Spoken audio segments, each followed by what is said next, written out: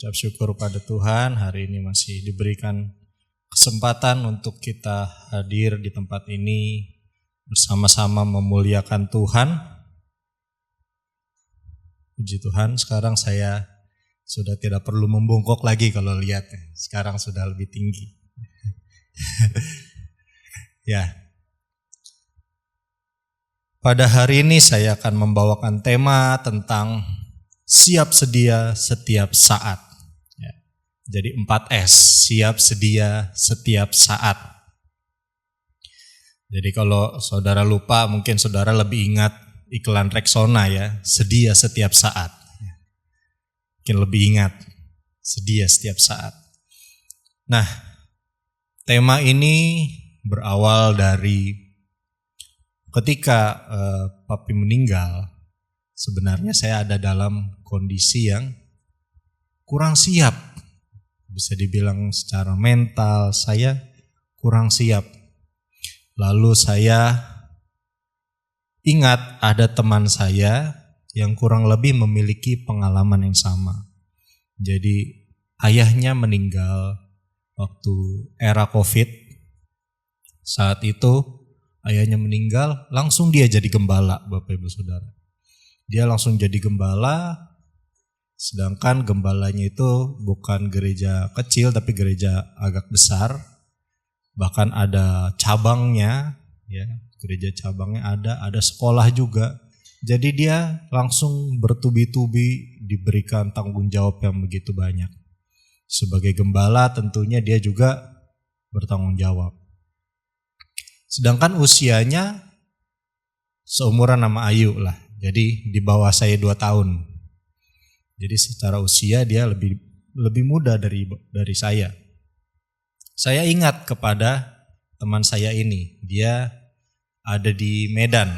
Ya, dia ada di Medan. Jadi karena kita udah teman baik, saya biasanya waktu di sekolah Alkitab itu kalau ngomong sama orang Manado jadi bahasa Manado, kalau ngomong sama orang Medan jadi bahasa Medan.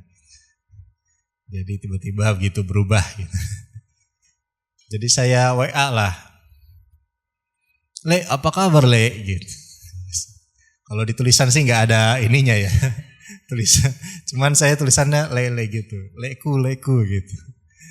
Karena sudah akrab sekali gini. Wah, baik gini. Pokoknya karena dia juga tahu keadaan saya saat itu. Dia langsung memberikan saya kekuatan. Jadi sebenarnya saya pengen telepon karena saya butuh kekuatan. Saya harus belajar juga sama teman saya ini karena secara kondisi kurang lebih mirip. Gitu. Jadi saya tanya sama, boleh telepon nggak? Oh boleh, atur aja waktunya katanya. Tapi di WA itu saat itu bukan WA, di DM ya, Instagram. Dia bilang, akhirnya aku paham Le. Apa tuh? Bahwa kita harus selalu siap di dalam setiap keadaan, katanya. Karena kadang Tuhan membuat banyak kejutan dalam kehidupan kita. Banyak kejutan dalam kehidupan kita dan kita harus selalu siap setiap saat. Perkataan ini saya renungkan ya. Secara logika, apakah mungkin kita siap setiap saat? Jadi kata siap ini bukan sesuatu yang bisa dipersiapkan Bapak Ibu Saudara. Tapi siap sedia. Sama seperti tentara kalau diberikan tugas, siap. Bukan berarti dia sudah mempersiapkan sebelumnya, tetapi dia bersedia untuk melakukannya. Dia bersedia mengerjakannya. Sesulit apapun, seberat apapun. Karena itu saya berikan tema siap sedia setiap saat. Lalu pertanyaan itu muncul, apakah mungkin bagi kita untuk kita bisa siap sedia setiap saat? Lalu saya menulis ada beberapa hal yang membuat kita tidak siap. Hal-hal yang membuat kita tidak siap menghadapi masalah, menghadapi tantangan, menghadapi tanggung jawab. Hal yang pertama, yang membuat kita tidak siap, yaitu kita tidak mungkin punya pengalaman atas segala hal. Ya. Kita tidak mungkin punya pengalaman atas segala hal. Artinya begini, misalkan saya sudah pernah bawa mobil yang manual, dulu Terios kan manual. Nah, karena saya udah lancar bawa yang manual, suatu saat ada yang minta tolong bawain mobil Terios atau mobil manual, saya sudah bisa. Karena saya sudah ada pengalaman untuk bawa mobil Terios. Itu sangat mudah bagi saya karena saya sudah ada pengalaman. Tapi bagaimana kalau saya tidak ada pengalaman untuk bawa mobil yang manual? Wah, saya biasanya matic om. Biasanya yang terjadi adalah kasih teman saya aja yang udah bisa. Karena saya nggak siap. Betul? Tetapi dalam kehidupan kita, kadang Tuhan memberikan kita tanggung jawab. Bahkan kita tidak ada pengalaman sama sekali di dalam tanggung jawab itu. Kita buka Alkitab kita di dalam Mazmur 19 ayatnya yang ke-7. Ini adalah jawaban firman Tuhan. Mazmur 19 ayatnya yang ke-7. Maaf, ayatnya yang ke-8. Nah, Taurat Tuhan itu sempurna, menyegarkan jiwa. Peraturan Tuhan itu teguh, memberikan hikmat kepada orang yang tak berpengalaman. Lalu di dalam Amsal 1 ayat 4. Amsal pasalnya yang pertama ayatnya yang keempat. Untuk memberikan kecerdasan kepada orang yang tak berpengalaman dan pengetahuan serta kebijaksanaan kepada orang muda. Amsal ini, ayat ini maksud saya, berbicara tentang keseluruhan Amsal. Tujuan Amsal itu ditulis adalah untuk memberikan kecerdasan kepada orang yang tak berpengalaman dan pengetahuan serta kebijaksanaan kepada orang muda. Jadi tujuan Amsal itu ditulis adalah ini. Jadi Bapak Ibu Saudara, yang dapat saya simpulkan adalah di atas pengalaman yang kita butuhkan, kita membutuhkan hikmat.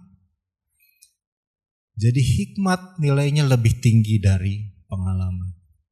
Kalau kita ingat kisah Salomo ketika ia diberikan tanggung jawab untuk menjadi raja, saat itu di usia yang masih muda juga.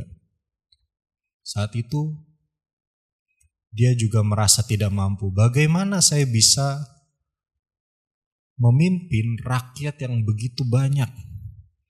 Bagaimana saya bisa memimpin mereka sedangkan mereka adalah orang-orang yang kita tahu yang orang yang bebal, orang yang susah diatur, sedangkan Salomo ini masih muda. Bagaimana saya harus memimpin mereka? Lalu dia berdoa bersungguh-sungguh, minta kepada Tuhan. Dia tidak meminta pengalaman, tetapi meminta hikmat. Setelah Tuhan berikan hikmat, dia mampu menyelesaikan masalah-masalah. Meskipun dia tidak punya pengalaman jadi raja. Bapak Ibu Saudara, hikmat sangat dibutuhkan dalam kehidupan kita, melebihi pengalaman. Saya tidak katakan bahwa pengalaman tidak perlu, tentu perlu, tapi bagaimana jika kita belum ada pengalaman? Kita membutuhkan hikmat. Karena itu, kita perlu tinggal berakar di dalam firman Tuhan. Sebab firman Tuhan katakan sumber hikmat adalah firman Tuhan. Yang dapat memberikan kita hikmat adalah firman Tuhan. Khususnya kitab Amsal ini, kalau Bapak Ibu saudara baca dan renungkan kitab Amsal, di sana ada berbagai macam hikmat yang harus kita pelajari. Supaya khususnya nih anak-anak muda ya, yang belum ada pengalaman, kita bisa punya hikmat untuk memutuskan dengan bijaksana.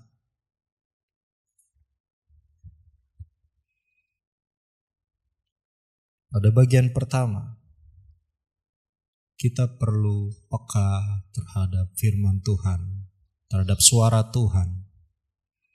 Banyak contoh di dalam firman Tuhan, orang yang masih muda, misalkan Yosua, masih mudanya menjadi abdi Musa. Ketika Yosua sudah matang, dia diberikan tanggung jawab menggantikan Musa. Dan sama, Yosua pun mengalami rasa takut. Karena itu firman Tuhan kepada Yosua, kuatkan dan teguhkanlah hatimu. Jangan takut. Karena Yosua takut. Karena Yosua khawatir. Tapi firman Tuhan itu yang memberikan hikmat bagi Yosua. Firman Tuhan itu yang menguatkan Yosua. Pada bagian kedua, kenapa rasanya mustahil untuk kita bisa siap setiap saat? Karena kita tidak bisa merancang segala hal. Di dalam Mazmur 94 ayatnya yang ke-11, Mazmur 94 ayatnya yang ke-11 berkata demikian, Tuhan mengetahui rancangan-rancangan manusia, sesungguhnya semuanya sia-sia belaka. Ya, kita tidak bisa merancang segala hal. Saudara, pada bagian ini saya mengingat kisah Yusuf. Ya, mungkin saya akan menjelaskan dengan kisah Yusuf. Kita tidak bisa merancang segala hal. Yusuf tidak pernah merancang bahwa dia akan dipenjarakan, dia akan dijual oleh saudara-saudaranya. Tidak pernah ada dalam pikiran Yusuf. Jadi apa yang terjadi dalam kehidupan Yusuf adalah sesuatu yang di luar rencana Yusuf. Karena apa? Tuhan sudah memberikan visi bagi Yusuf bahwa dia akan menjadi pemimpin besar. Dia akan menjadi pemimpin besar, bahkan di atas keluarganya, saudara-saudaranya. Tapi bagaimana caranya bisa sampai ke visi itu? Dia tidak tahu. Dan saya yakin dia tidak punya rencana untuk dia akan diculik, dia akan dimasukkan ke penjara, dan sebagainya. Itu di luar dari rencana Yusuf.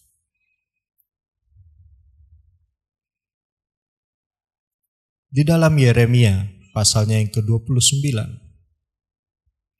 berkata begini, ayatnya yang ke-11, sebab aku ini mengetahui rancangan-rancangan apa yang ada padaku mengenai kamu, demikianlah firman Tuhan, yaitu rancangan damai sejahtera dan bukan rancangan kecelakaan, untuk memberikan kepadamu hari depan yang penuh harapan. Amin. Aminnya sedikit. Amin. Saudara, kalau kita sudah pernah merancangkan sesuatu, pasti kita akan lebih pede melakukannya. Ya. Kalau kita sudah merancang, nanti bakal begini-begini. Kita mau liburan, kita mau rancang, nanti kita mau ke sini. Nanti kita mau ke sini, jam sekian kita mau ke sini ya. Nanti kita bikin itinerary-nya. Gitu. Bikin jadwal. Kita sudah merancang. Wah, pasti akan lebih pede kita liburan. Wah, pede. Kita udah gak bingung lagi. Tapi bagaimana kalau kita tidak bisa merancang segala sesuatu? Kadang apa yang kita rancang itu digagalkan oleh hujan, oleh ada yang kecelakaan misalkan di jalan sehingga macet jalanan. Itu tuh tidak bisa kita rancang. Dan mau gak mau kita harus melewati itu, kan? Mau gak mau kita harus menerima, kita harus lewati itu. Seperti Yusuf, dia mungkin punya rancangan yang baik. Tetapi ada hal yang membuat semua rancangannya itu seperti akan pudar. Wah, kayaknya rancangan saya gak berhasil. Kayaknya saya cuman mimpi di tengah hari bolong deh. Kayaknya ini cuman mimpi-mimpi biasa yang gak ada artinya deh. Mungkin itu yang ada di dalam pikiran Yusuf. Tetapi kita tahu ceritanya bahwa melalui sesuatu yang tidak Yusuf rancangkan, Tuhan rubah menjadi sesuatu yang baik untuk Yusuf. Bukan cuma untuk Yusuf tetapi bagi keluarganya. Bukan cuma untuk keluarganya tapi untuk satu dunia. Kita tahu pada saat itu ada kelaparan yang hebat dan hanya Mesir yang mempunyai cadangan makanan yang banyak. Sehingga dari berbagai negara mereka semua datang untuk meminta makanan di Mesir. Bapak Ibu Saudara, kita buka di dalam Kejadian pasalnya yang 50, ayatnya yang ke-20. Kejadian pasal ke-50, ayatnya yang ke-20.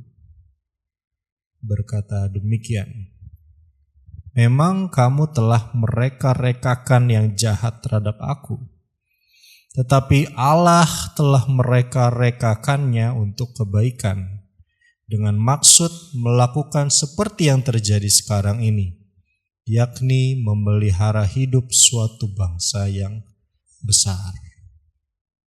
Jadi, Yusuf mengerti betul bahwa rancangan yang ia punya itu tidak sebanding dengan rancangan yang Tuhan mau kerjakan.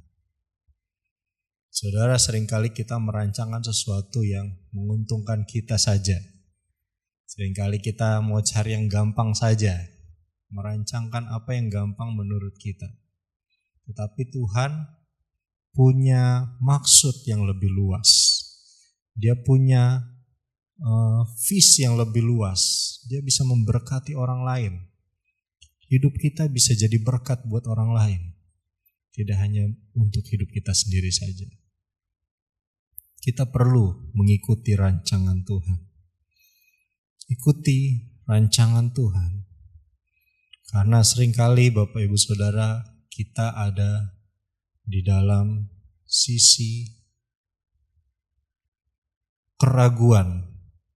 Kita ada di dalam sisi keraguan, bahkan sisi keputusasaan. Apakah mungkin? Kita terkejut melihat kejadian yang terjadi, lalu kita mulai berpikir, apakah mungkin kejadian ini berbalik? Apakah mungkin saya bisa? Tapi Tuhan merubah kita dari sisi keraguan, dari sisi keputusasaan. Tuhan merubah kita ke dalam sisi harapan. Jadi Tuhan memberikan kita harapan. Memang kamu mereka-rekakan yang jahat terhadap aku, tapi aku tahu Tuhan mereka-rekakan yang baik melalui semuanya ini. Saudara, jangan kita stuck di dalam keputusasaan kita. Kita harus melihat dari sudut pandang Tuhan. Saudara, memang kelihatan yang mustahil karena kita tidak bisa merancangkan segala sesuatu. Ketika Bapak Gembala dipanggil Tuhan, saya bingung juga mau bikin apa ini. Tapi hidup harus terus berjalan, bukan? Hidup harus terus berjalan dan kita harus terus melihat ke depan. Saya nggak tahu apa yang menahan kita Mungkin kita pengennya stay di tempat aja. Kayaknya udah asik nih, keluarganya lengkap kan. Udah asik nih, pelayanan udah dibagi-bagi. Kayaknya kita pengen stay di situ aja. Kita pengen stay di situ aja. Kita semua sehat, sukacita. Tapi Tuhan akan membawa kita terus berjalan. Mungkin perjalanannya tidak mudah, tapi itu pasti menjadi yang lebih baik. Amin. Ya, percayalah bahwa kita tidak bisa menghentikan waktu. Kita nggak bisa stay. Kita harus terus jalan. Ya, keep moving forward. Terus berjalan ke depan. Ya, karena Tuhan punya rancangan indah bagi kita. Amin. Pada bagian yang ketiga, apa yang membuat kita rasanya mustahil untuk kita siap setiap saat. Yang ketiga adalah kita tidak mempunyai kekuatan yang cukup. Saudara, misalkan saya tidak mempunyai pengalaman. Saya tidak mempunyai rancangan. Tetapi perintahnya mudah. Tolong isikan galon di air, di dispenser. Perintahnya mudah. Meskipun saya tidak punya pengalaman, meskipun saya tidak pernah merancangkan hal itu, tapi karena perintahnya mudah, saya siap-siap aja. Saya langsung lakukan. Tanpa ini itu, saya lakukan. Tapi bagaimana kalau perintahnya itu hal yang sangat besar yang mungkin kita tidak mampu? Mungkin itu juga yang dialami oleh Musa. Ketika disuruh dia membebaskan umatnya. Wah, ini perintah yang sangat besar. Suruh bicara kepada Firaun. Wah, saya tidak pandai bicara. Ini kondisi yang membuat kita tidak siap. Sekali lagi, langsung turun lagi. Kita langsung berada di sisi keputusasaan. Wah, gimana nih? Kondisinya berat banget. Gak sesuai dengan kemampuan kita. Kondisinya ini gak sesuai dengan sehari-hari kita kerjakan. Misalkan kita diberikan tanggung jawab baru dalam pekerjaan di kantor. Ini adalah zona yang tidak nyaman bagi kita. Biasanya di tempat yang dulu gak ada begini. Atau misalkan dulu saya, seumur hidup saya gak pernah ngelakuin ini. Tapi sekarang disuruh seperti ini. Itu ada di luar zona nyaman kita. Karena kita merasa jadi gak siap. Bagaimana saya mau melakukannya?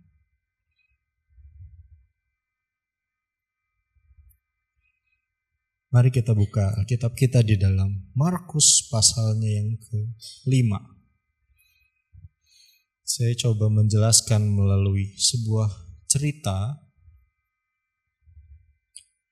Markus pasalnya yang ke-5, mulai dari ayatnya yang ke-21.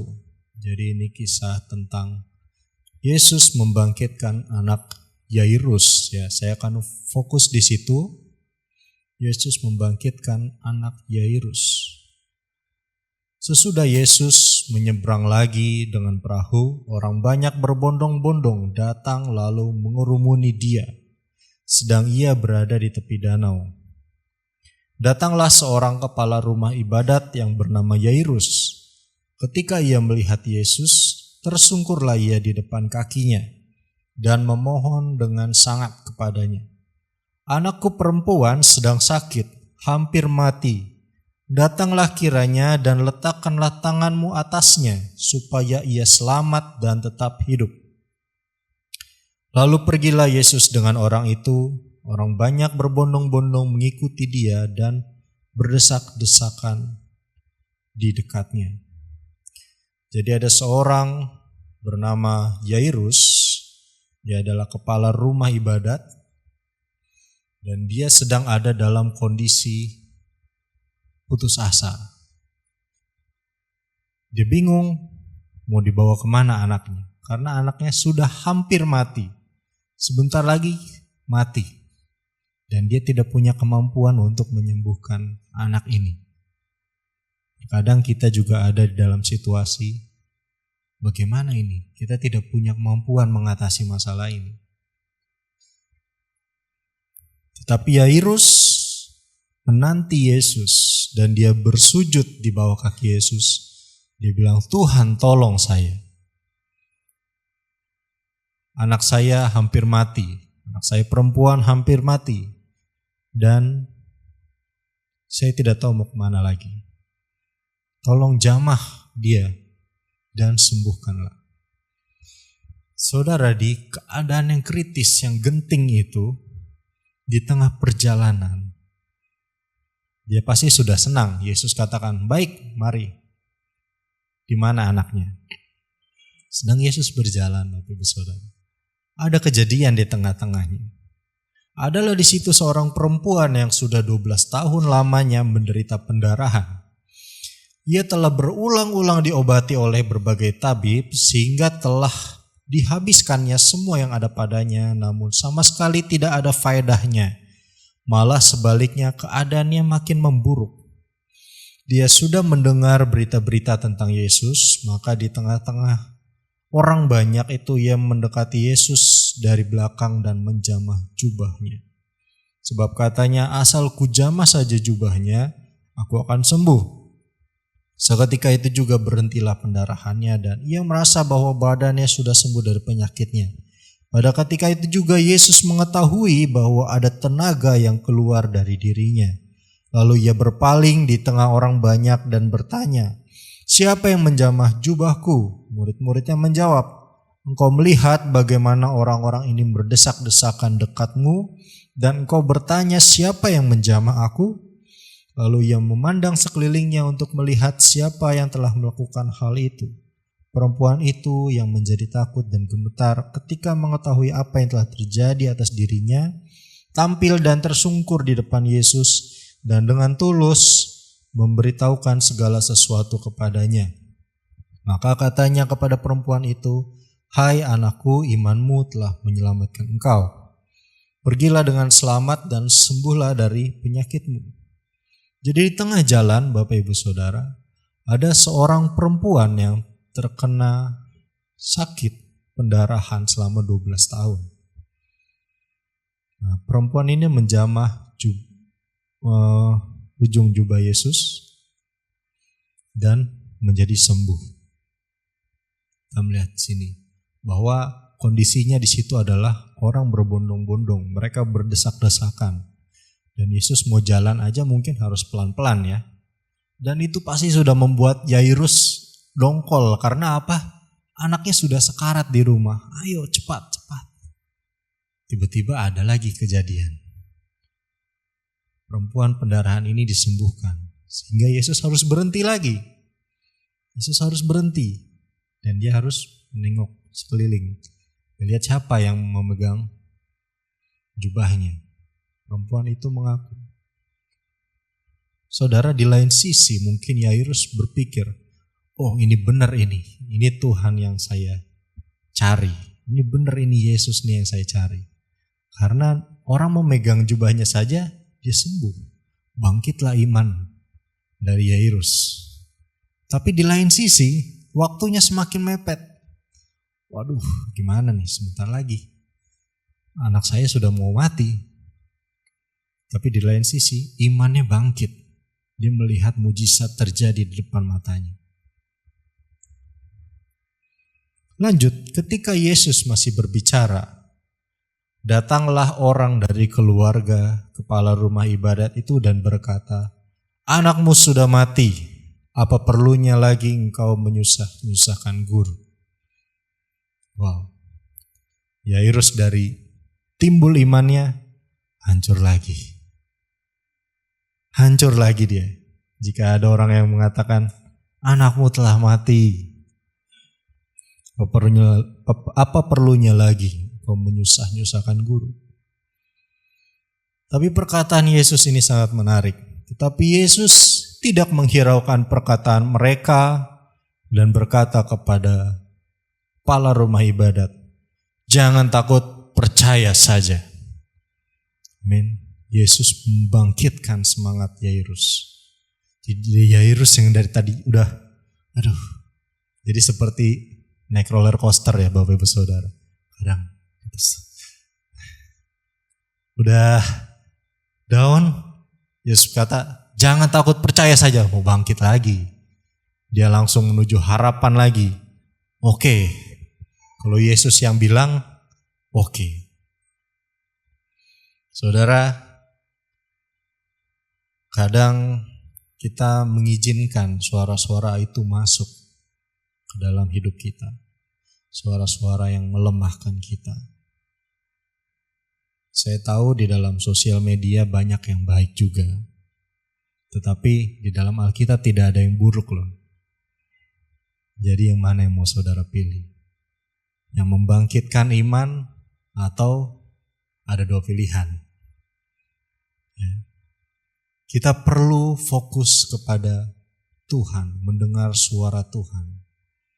Ketika Yairus down, karena ada yang berkata anak yang mati, dia fokus pada firman Tuhan. Yesus berfirman, dia katakan jangan takut, percaya saja. Dia mau fokus kepada suara firman dan dia menghiraukan perkataan-perkataan yang melemahkan iman. Kita perlu fokus pada firman Tuhan. Karena firman Tuhan ya dan amin. Apa yang ada semuanya terjadi dari firman Tuhan. Firman Tuhan katakan, berfirmanlah Allah, jadilah terang, jadilah gelap, jadilah daratan, jadilah lautan. Jadi apa yang kita miliki, apa yang kita saksikan ini, semuanya terjadi, semuanya ada dari yang tidak ada Bapak Ibu Saudara. Tapi menjadi ada karena firman yang keluar dari mulut Allah. Dan kalau kita fokus pada firman itu, saya yakin kehidupan kita akan berubah juga. Pada bagian pertama kita melihat bahwa firman itu membuat Salomo yang tidak berpengalaman menjadi sangat berhikmat. Saudara, Ratu Negeri Sheba sampai datang jauh-jauh, bukan untuk melihat pengalamannya Salomo, enggak. Dia mau melihat hikmatnya Salomo itu seperti apa. Dan kalau kita melihat sebelum Salomo tidak ada seperti dia, dan sesudah Salomo tidak ada juga yang seperti dia. Begitu luar biasa. Itu berasal dari firman Tuhan. Demikian juga Daniel. Hikmatnya luar biasa. Sampai dipakai oleh raja. Daniel, Sadrak, Mesak, Abednego dipakai oleh Raja Nebukadnezar. Bukan karena pengalaman, tetapi karena hikmatnya yang luar biasa. Demikian juga dengan firman Tuhan yang memberi kekuatan. Di sini Yairus memilih mendengar perkataan Yesus. Ayat 37. Lalu Yesus tidak memperbolehkan seorang pun ikut, serta kecuali Petrus, Yakobus, dan Yohanes, saudara Yakobus. Ini berbicara tentang iman, pengharapan, dan kasih. Kalau dijabarkan lagi, mereka tiba di rumah kepala rumah ibadat, dan di sana dilihatnya orang-orang ribut, menangis dan meratap dengan suara nyaring. Sesudah ia masuk, ia berkata kepada orang-orang itu, "Mengapa kamu ribut dan menangis? Anak ini tidak mati tetapi tidur." Tetapi mereka menertawakan dia. Wah, lagi bangkit imannya. Orang pada ribut, pada nangis, down lagi. Apalagi diketawain lagi, waduh tambah down lagi. Maka diusirnya semua orang itu. Lalu dibawanya ayah dan ibu anak itu dan mereka yang bersama-sama dengan dia masuk ke kamar itu. Mereka yang bersama-sama dengan dia, yang murid-muridnya itu masuk bersama Yesus. Orang yang tidak sepaham, orang yang tidak seiman, orang yang imannya lemah, diusir keluar. Karena dia akan mempengaruhi orang yang punya iman pada Tuhan. Setiap penghalang, setiap bisa dibilang pengalih perhatian, itu harus kita singkirkan supaya kita fokus menyelesaikan masalah. Terkadang dalam kehidupan kita, kalau kita sudah saking pusing, kita saking stres, saudara, yang kita lakukan apa? Kita ingin mengalihkan pikiran kita supaya kita happy. Betul apa belum? Enggak ya? Ada yang seperti itu Bapak Ibu. Kita ketika pusing, misalkan pusing, stres, kita butuh mental breakdown. Wah, bahasa-bahasa sekarang tuh ya. Mental breakdown. Mental breakdown-nya dengan apa? Dengan mengurung diri di kamar, kita nonton Netflix apakah kita mencari pengalih perhatian supaya paling tidak kita bisa tetap waras ya. Kalau kata Jenny kemarin, bisa kita tetap waras gitu. Tapi sebenarnya itu tidak menyelesaikan masalah, dan Tuhan gak mau kita lari dari masalah. Kalau ada masalah, selesaikan. Bergumul dengan Tuhan, selesaikan. Seperti Yakub harus bergumul dengan malaikat Tuhan untuk bertemu dengan Esau. Ya, jangan kita lari lagi. Udah bagaimanapun caranya, masalah itu tetap ada. Kalau kita lari, kita akan ketemu lagi dengan masalah yang sama. Ya, selesaikan masalah itu. Puji Tuhan. Lalu dipegangnya tangan anak itu, katanya Talita kum, yang berarti, hai anak, aku berkata kepadamu, bangunlah. Seketika itu juga anak itu bangkit, berdiri, dan berjalan. Sebab umurnya sudah 12 tahun. Semua orang yang hadir sangat takjub. Dengan sangat ia berpesan kepada mereka supaya jangan seorang pun mengetahui hal ini. Lalu ia menyuruh mereka memberi anak itu makan. Kita bisa belajar dari kisah ini Bapak Ibu,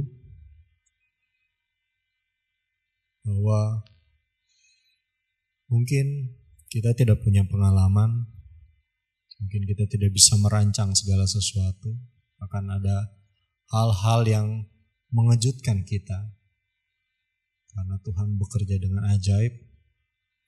Mungkin kita tidak punya kekuatan, tapi percayalah Bapak Ibu Saudara, di atas semuanya itu Tuhan tidak pernah meninggalkan kita. Dan kalau kita mau tetap tinggal dengan Tuhan, kita tidak sepakat dengan orang-orang yang mau menjatuhkan kita, kita tetap dengan Tuhan. Seperti Yairus, dia tetap dengan Tuhan. Orang-orang yang menertawakan Yairus, orang-orang menertawakan Yesus, dia tetap tinggal di luar. Tapi Yairus tetap pada Yesus, dia masuk ke dalam. Dia punya iman pada Tuhan.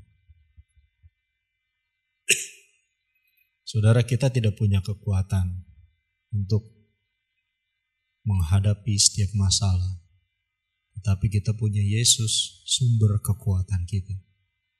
Kalau kita tetap tinggal bersama dengan Yesus, saya yakin apapun masalah kita, Tuhan akan memberikan jalan keluar. Tuhan akan memberikan kekuatan. Bahkan Tuhan bisa melakukan hal yang ajaib dalam kehidupan kita.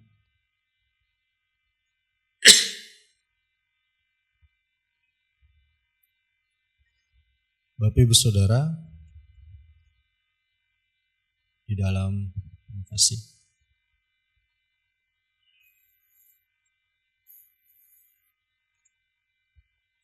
dalam pengiringan kita akan Tuhan,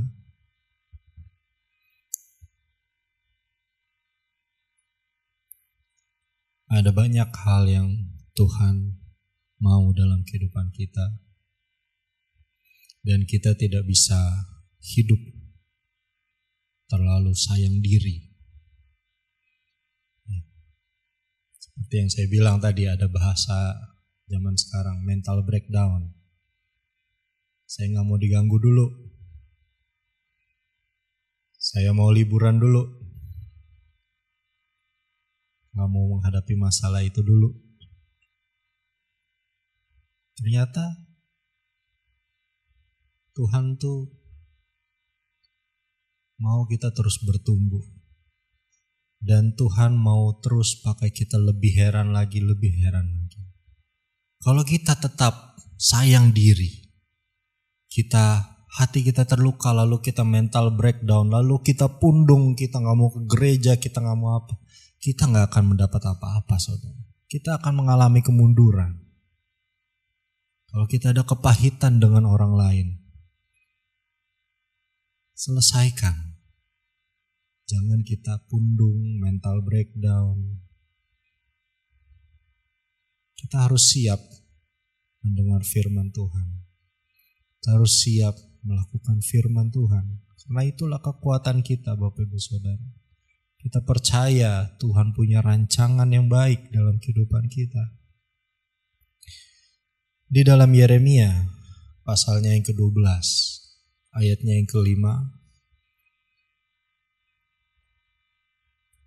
Jika engkau telah berlari dengan orang berjalan kaki, dan engkau telah dilelahkan, bagaimanakah engkau hendak berpacu melawan kuda?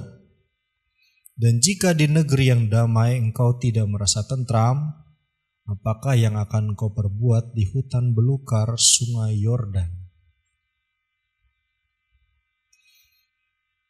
Ayat ini muncul ketika orang Israel sudah sampai tanah Kanaan.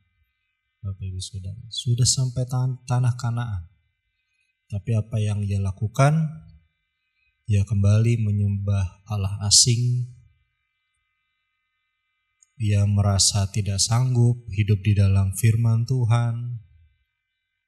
Lalu Tuhan katakan, kalau kau sudah ada di dalam keadaan diberkati saja, kalau kau sudah ada di dalam perlindungan Tuhan, dan kau masih mengeluh dengan persoalan hidupmu, ini itu, bagaimana Tuhan mau memakai dia lebih jauh? Bapak Ibu Saudara, kita mungkin tahu murid-murid Yesus yang Tuhan pakai luar biasa, Paulus yang Tuhan pakai luar biasa, yang harus disesah demi menyampaikan firman Tuhan, demi menyampaikan Injil. Sekarang bagaimana kita mau dipakai seperti mereka? Kalau misalkan kita disakitin aja kita langsung mental breakdown, saudara. Gak bisa kan? Kalau ada masalah kita langsung pundung. Bagaimana kita mau dipakai Tuhan luar biasa kalau kita masih bermain-main di dalam emosi? Kalau kita masih dipermainkan oleh pikiran kita. Tuhan rindu pakai kita. Tapi jangan sampai kita terkungkung di dalam sisi keputusasaan, sisi kemarahan, sisi ketakutan. Tuhan mau kita siap. Saya sudah katakan di sini, firman Tuhan menjawab segala ketakutan kita, segala ketidakmampuan kita. Firman Tuhan menjawab semuanya. Ketika kita tidak punya pengalaman, Dia memberikan hikmat. Ketika kita tidak bisa merancang segala hal, kita tahu Tuhan punya rancangan yang indah. Ketika kita tidak punya kekuatan, Tuhan akan memberikan kekuatan dan kemampuan. Firman Tuhan menjawab semua kebutuhan kita. Apakah kita mau dipimpin oleh firman-Nya dan siap setiap saat, siap sedia setiap saat untuk kita dipakai Tuhan. Amin. Kita semua mau maju di dalam Tuhan. Amin. Jangan lagi kita sayang diri. Karena orang yang sayang diri akan sulit dipakai Tuhan. Ketika Elia mulai sayang diri, dia takut, dia ngumpet di goa. Lalu Tuhan katakan, apa yang kamu buat di sini? Bangun, makan roti, minum, berjalan. Kalau ada yang mental breakdown saat ini, bangun. Kalau sebelahnya, bangun. Jangan dikit-dikit pundung ya, jangan dikit-dikit marah, jangan dikit-dikit putus asa. Bangun. Kita punya Tuhan yang besar. Amin. Saya undang pemain musik maju ke depan.